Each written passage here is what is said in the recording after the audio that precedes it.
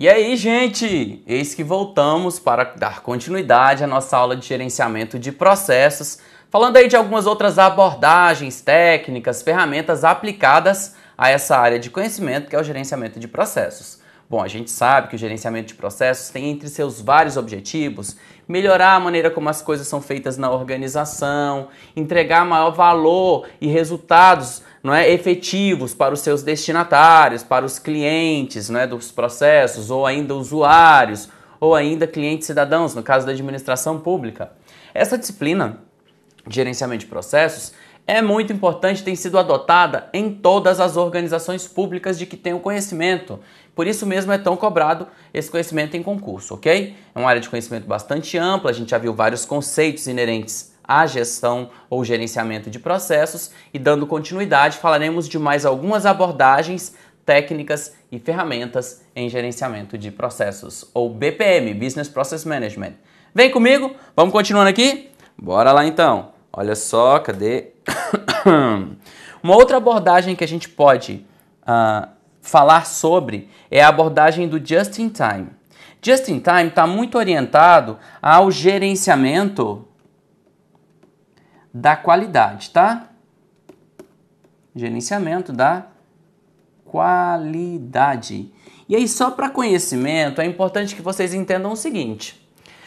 O gerenciamento de processos está muito associado ao gerenciamento da qualidade, até porque, para que a gente tenha qualidade no contexto organizacional, a gente precisa entender bem a estrutura do trabalho, aquilo que se faz, as entradas, as atividades, as saídas, os fornecedores, os destinatários. Então, quando você estuda a disciplina de gerenciamento da qualidade, você vê que lá na década de 60, o Japão vai avançar nesse sentido e vai criar a escola de qualidade japonesa. E segundo premissas dessa escola, é preciso que a gente tenha um melhor relacionamento com os vários stakeholders. Stakeholders como fornecedores, clientes, os colaboradores internos, os clientes internos do negócio, para a gente entender bem a estrutura do trabalho, para gerar valor de ponta a ponta.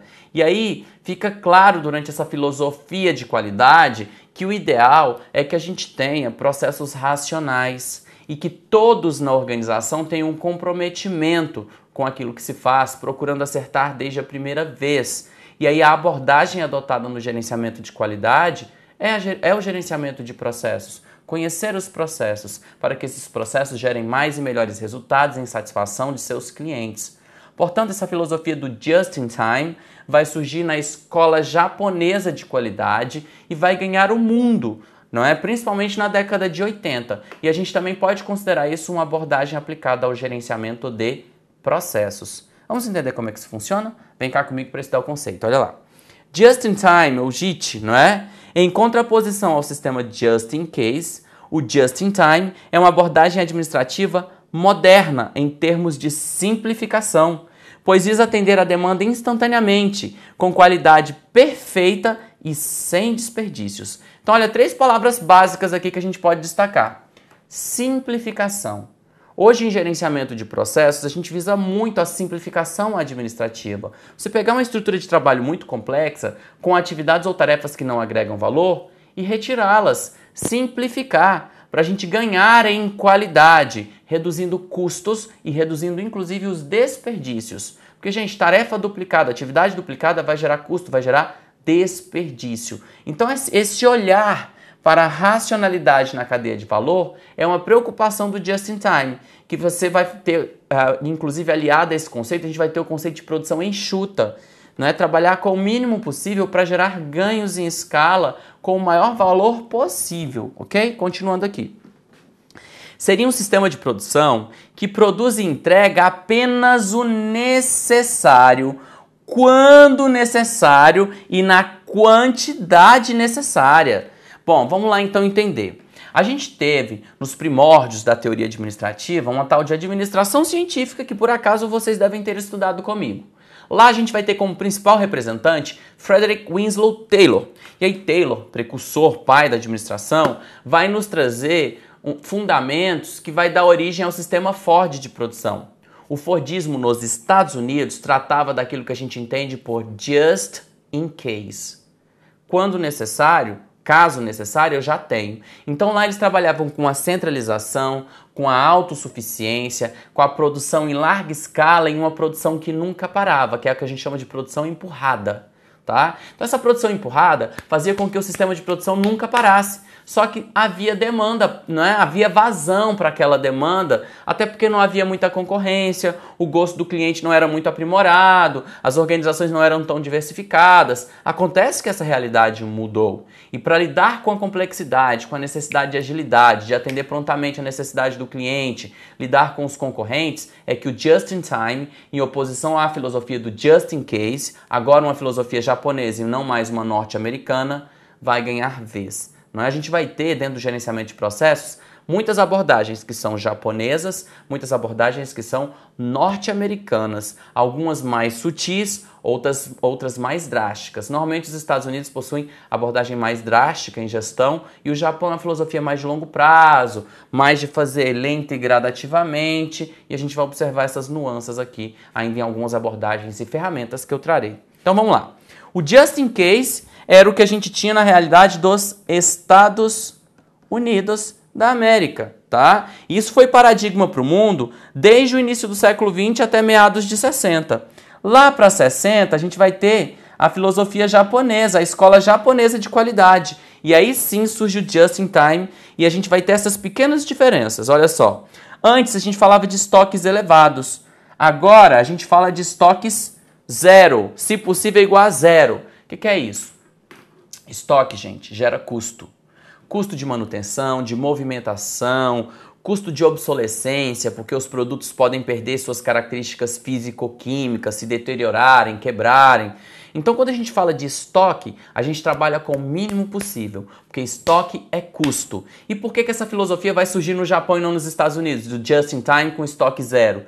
Porque, gente, lá espaço é muito restrito no Japão. Imagine ocupar grande volume de estoque gastando espaço quando tem gente que dorme em gavetas. Né? No Japão é isso. Japão é um metro quadrado caríssimo, porque você não tem espaço. Então eles têm que aproveitar ao máximo espaço. Então, a gente não tinha estoques, a gente não guarda estoques elevados hoje. Na filosofia do Just in Case, lá nos primórdios da Revolução Industrial, a gente tinha estoque em excesso, porque a gente tinha produção em massa, produção que nunca parava, porque tinha vazão. Hoje não é bem assim, tá bom? Então vamos lá. Então a gente tinha lotes elevados de produção, agora a gente tem lotes unitários no Just in Time. Aqui a gente tem setups elevados, aqui os setups são rápidos.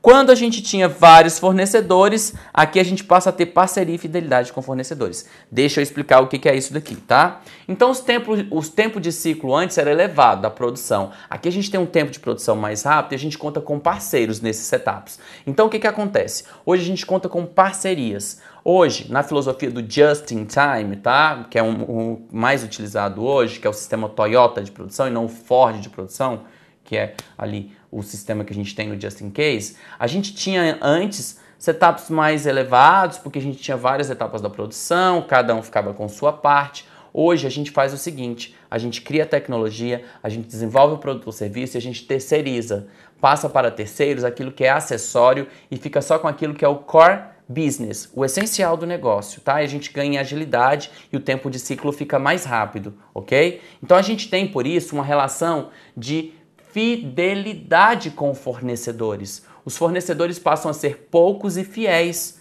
Um sistema de fidelidade passa a ser firmado. Antes não. Na filosofia norte-americana tem muito do lucro a todo custo e obter o máximo de vantagem possível. Portanto, a gente tinha vários fornecedores para sempre barganhar entre eles e baixar o preço. Com a filosofia do Just in Time, são poucos os fornecedores, mas com a relação de fidelidade. É por isso que surgem sistemas, quando vocês estudam administração de materiais, como o Co-Makership e o Kanban. Quer ver o que é Co-Makership? Aqui dentro dessa realidade aqui, tá? Do tópico. Co, junto. Maker, fazer. Ship, relação. Então isso é uma relação de fidelidade, Co-Makership. Deixa eu escrever de novo. Co-Makership,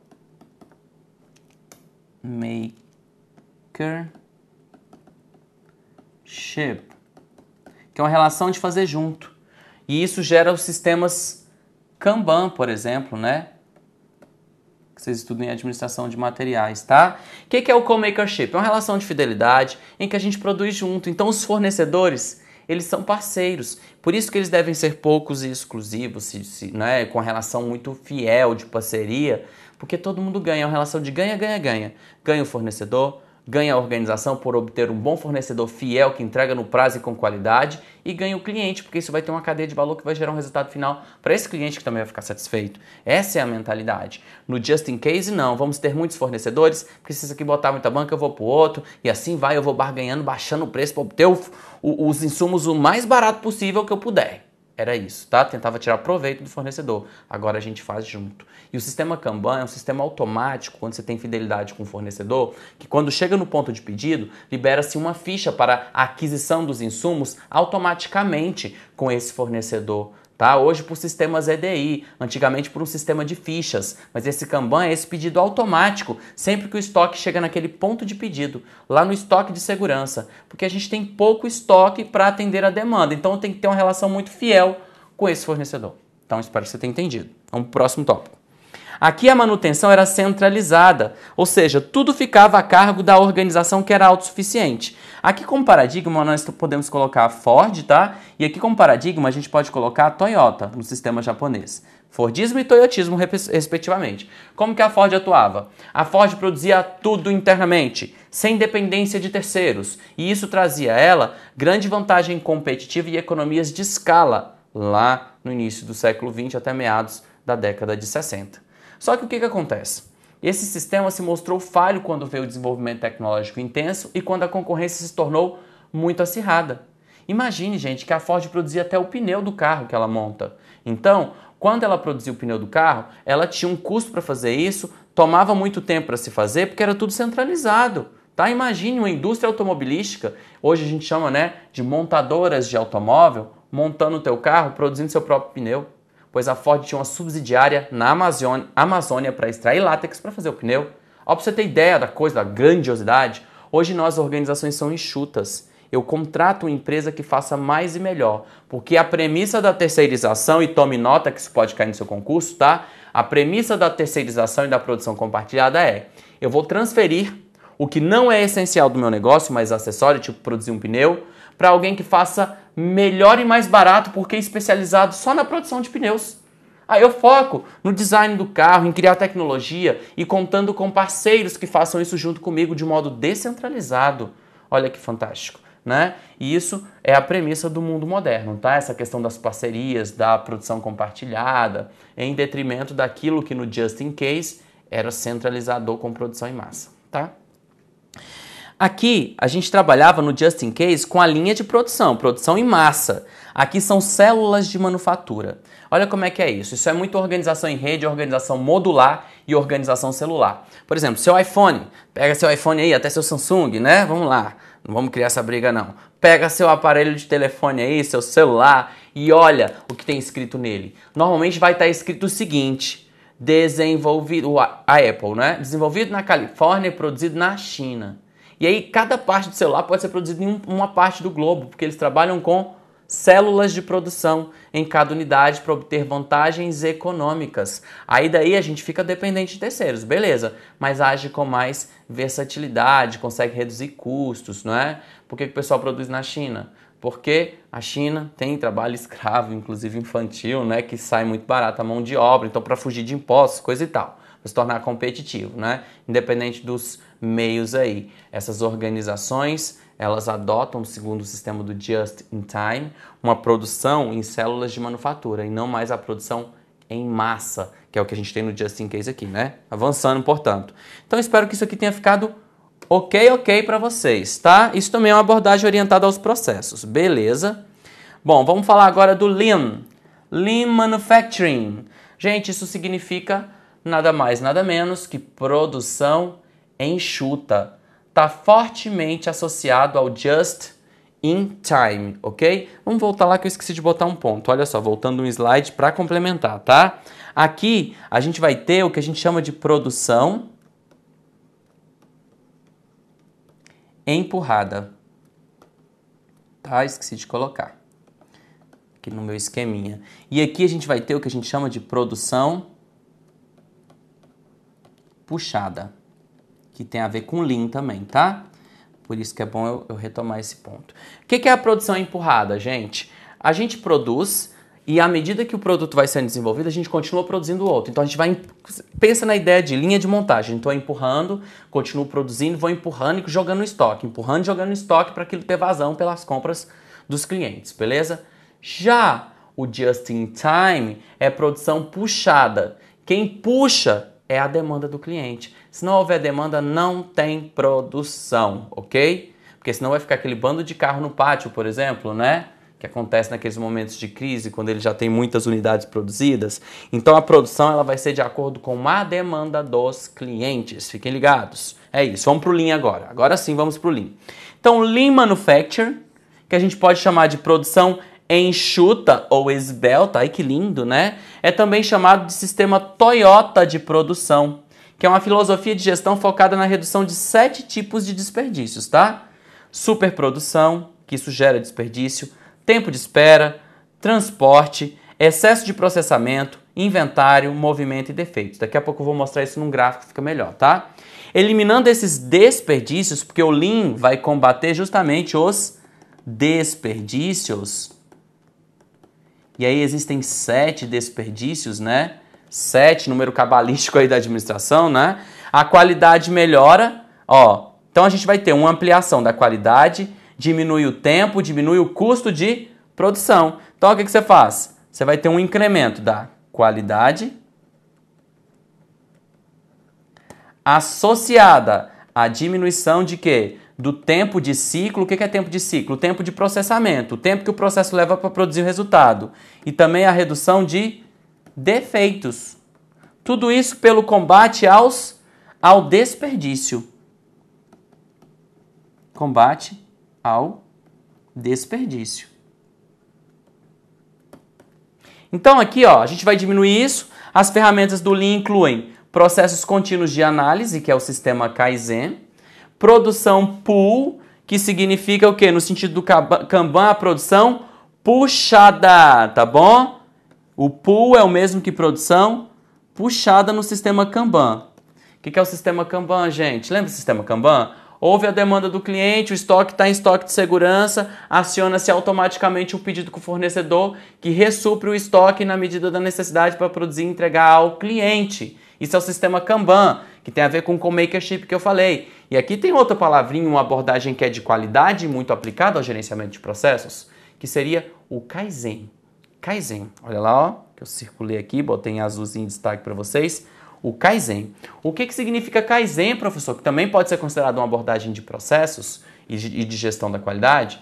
Gente, o Kaizen é uma filosofia que fala da melhoria contínua, gradual, observar o processo para poder trazer incrementos ao processo, sem criar uma estrutura do zero. É você trabalhar de modo incremental, melhorando a estrutura do trabalho para produzir cada vez mais e melhores resultados. Até porque os japoneses, em sua filosofia, eles não querem causar medo nas pessoas, assustar as pessoas. Portanto, essas mudanças pelo Kaizen nos processos, elas são lentas e graduais, e não bruscas e radicais, conforme a gente vai ver que é uma abordagem norte-americana aplicada lá pela reengenharia do Hammer e Champion. Mas vamos chegar lá, vamos devagar com andou, que o santo é de barro. Continuando aqui, vem comigo. Então, um aspecto crucial é que a maioria dos custos são calculados na fase de projeto de um produto. Um engenheiro especificará materiais e processos conhecidos e custos a custas de outros processos baratos e eficientes. Isso reduz o risco dos projetos. As empresas que seguem essa metodologia desenvolvem e reencaminham as folhas de verificação para validar o projeto do produto. O que é uma folha de verificação? Também é uma ferramenta aplicada à gestão da qualidade e ao gerenciamento de processos, inclusive aplicada por Ishikawa, que aponta para a gente também, número cabalístico, 7 ferramentas de gestão da qualidade, que também são 7 ferramentas aplicadas ao gerenciamento de processos. Essa folha de verificação, gente, funciona como um checklist, uma lista mesmo, com pontos de controle, aquilo que tem que ser observado, número de defeitos, sabe? Para que você não esqueça. Isso também auxilia no gerenciamento de processos. Um processo de manufatura, por exemplo, pode usar uma folha de verificação para fazer contagem de defeitos em peças, para ver aquilo que está de acordo, conformidades e não conformidades de acordo com o projeto original. Isso tudo para reduzir o quê? Desperdícios, aumentar a qualidade, reduzir o tempo de ciclo do processo. Sempre lembrando, o que é tempo de ciclo do processo? O processo tem um input, o processo tem um output, tem etapas intermediárias. Então toma um tempo entre o input, que é o início do processo, e o output, que é o fim do processo. Para ver esse processamento, a gente tem um ciclo. Por que é ciclo de processo? Porque a gente nunca para de fazer o processo. O processo é feito para ser feito, desenvolvido indefinidamente. Ao contrário do projeto, que tem um input, um output, entregou o output, puf, explodiu. Acabou o projeto. O processo, olha só como funciona o projeto. Input, output, início, fim, blow, acabou. Processo, input, output, faz, desenvolve de novo, input, output, faz, desenvolve de novo, input, output, faz e forever and never, ok? É isso. Então a folha de verificação ajuda nesse sentido, também é uma ferramenta ou abordagem que você pode aplicar aos processos. Então olha só o que a gente trabalha no Lean, os pontos-chave do Lean Manufacturing. Qualidade total imediata, ir em busca do zero defeito, que vai ter muita ligação também com o 6S, que a gente vai falar, não é o 6, o Six Sigma, que a gente vai falar daqui a pouco sobre, tá? E detecção e solução dos problemas em sua origem. Minimização de desperdício, ou seja, eliminação de todas as atividades que não têm valor agregado e redes de segurança, otimização do uso dos recursos escassos, por exemplo, capital, pessoal e espaço. Então, gente, o que isso quer dizer aqui? Com essa eliminação de atividades que não têm valor agregado? Tem a ver com simplificação também. Só para lembrar, tá? Você pode abrir um slide em branco para mim, colega? Só para lembrar, quando a gente trata de processo, porque a gente já falou disso lá um tempo atrás, há vídeos e vídeos atrás, eu vou mostrar aqui um esqueminha para vocês relembrarem. Então, olha lá, vou colocar aqui, ó. Muito obrigado, ei! A gente tem o input, que é o início do processo. Do outro lado, a gente tem o output do processo. Só que um processo é composto de várias atividades intermediárias, né? Várias atividadezinhas intermediárias até gerar o produto ou resultado final. Nossa, esse output ficou tão... Deixa eu pôr aqui. Output. Então, eu posso dizer que o processo tem início aqui. A energia necessária para que o processo tenha início é o seu input. E aqui a gente tem o fim do processo, que é o seu output. Porque processo também tem início e fim. A diferença é que isso daqui vai reiniciar de novo. Aí a gente vem, faz tudo de novo e vai fazendo um ciclo, né? Sempre vai ter um ciclo aqui, beleza? De input, output. Assim a gente vai seguindo. Então, o que acontece? Aqui, muitas vezes, a gente observa que essa atividade, ela não agrega valor. Bem aqui há gargalo, há problema, há atraso, há o que a gente chama de não conformidade. Tudo sinônimo, tá? Isso atrasa o processo, isso faz o processo não funcionar bem, isso aumenta o tempo de ciclo, ok? Vamos supor, aqui a gente tem 3 dias de tempo de ciclo entre o input e o output, tempo de ciclo.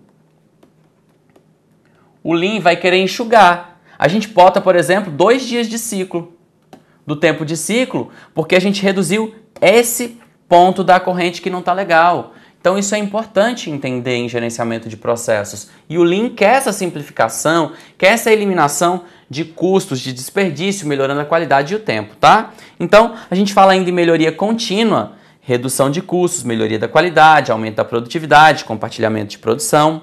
Processos pull, ou seja, os produtos são retirados pelo cliente final e não empurrados para a cadeia de produção. É o que a gente chama de novo, tá? Quando você vir pull, equivale à produção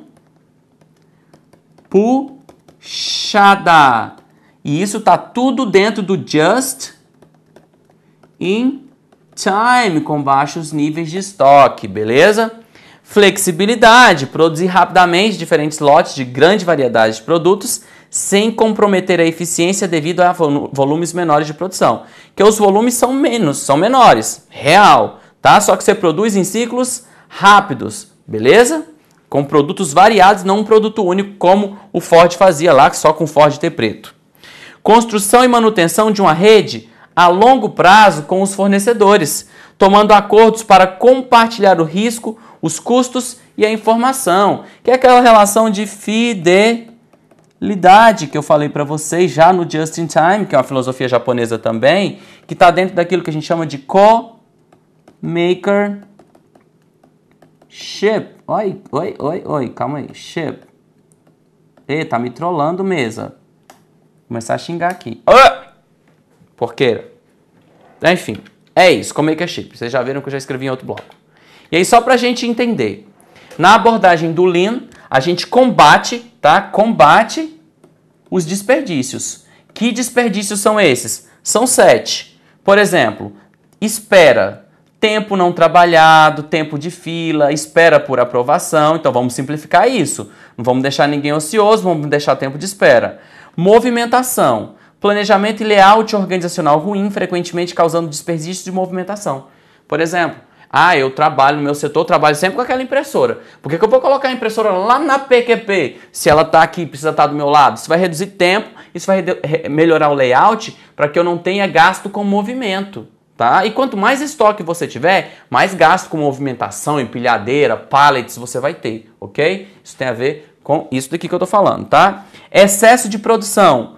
Produção maior do que o necessário, antes do que é necessário. Trabalho em itens prioritários. É por isso que aqui a gente trabalha com o pull, com a produção puxada, para não ter isso daqui que está sendo dito aqui, tá bom? Lá no Just in Case não era o pull, tá? Era a produção empurrada. Transporte. Tempo desperdiçado e esforço para mover coisas dentro de um processo, entre processos. Então, esse transporte passa de um, passa para outro, passa para outro também, por isso que a gente simplifica.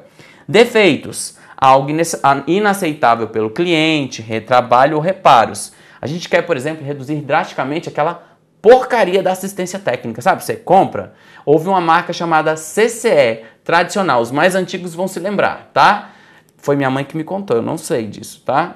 Mas tinha uma marca chamada CCE que o povo apelidou de conserta, estraga, porque realmente sempre ia para garantia, sempre para garantia. Tanto é que quebrou, não é? E aí também brincavam assim, chamavam de comecei comprando errado, quando você comprava algo da marca. E se você comprar o segundo aparelho, continua comprando errado. Você vê a má fama que tinha, tá? Por conta dos defeitos na produção e na entrega do produto final ao cliente. E por fim, olha só, por fim não, ainda tem 2 defeitos. Inventário e estoque. Estoque excessivo de materiais que não estão sendo usados na atividade corrente ou no processo. E por fim, e muito importante, processamento sem valor.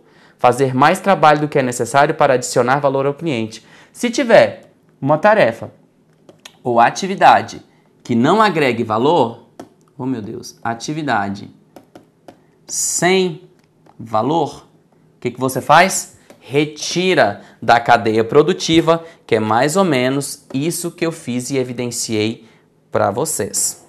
Então é isso, gente. Espero que tenha ficado claro até aqui, mas não acabou não. Teremos muito mais abordagens de processo orientado para essa disciplina, essa área de conhecimento que vocês tanto amam e que eu adoro explicar. Até daqui a pouco, vamos para o próximo vídeo.